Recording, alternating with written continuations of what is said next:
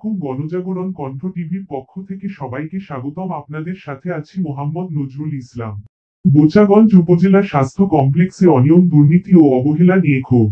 দিনাজপুরের বোচাগঞ্জ উপজেলা স্বাস্থ্য কমপ্লেক্সে চিকিৎসা সেবা নিতে আসা রোগীরা অভিযোগ করেছেন অনিয়ম, দুর্নীতি ও অবহেলার কারণে তারা চিকিৎসা বঞ্চিত হচ্ছেন।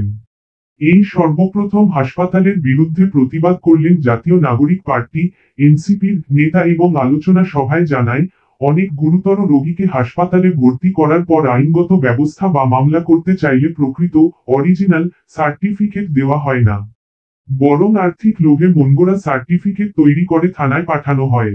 এতে ন্যায়বিচার প্রার্থীরা ভোগান্তির শিকার হচ্ছেন।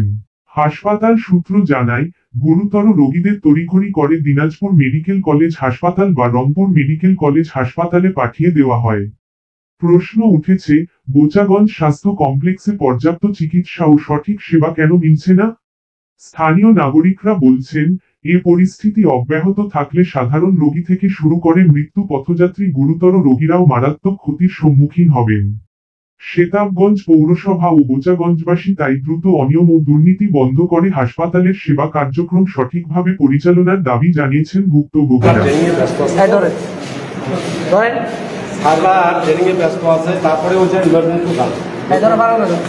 ইমার্জেন্সিতে গেছি, আপনার এখানে বিজয় কুমার যিনি আছে উনি আমাকে বলতেছে আমাদের কোনো চিকিৎসক নাই।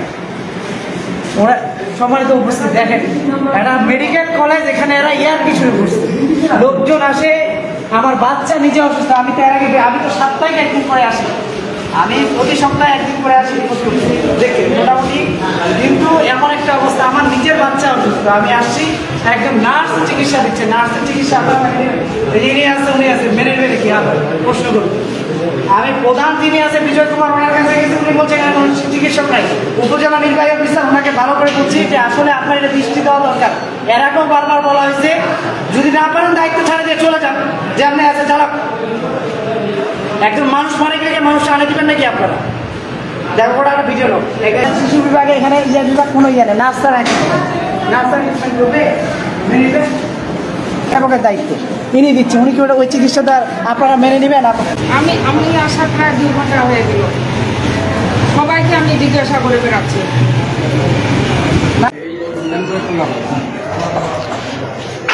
সবাই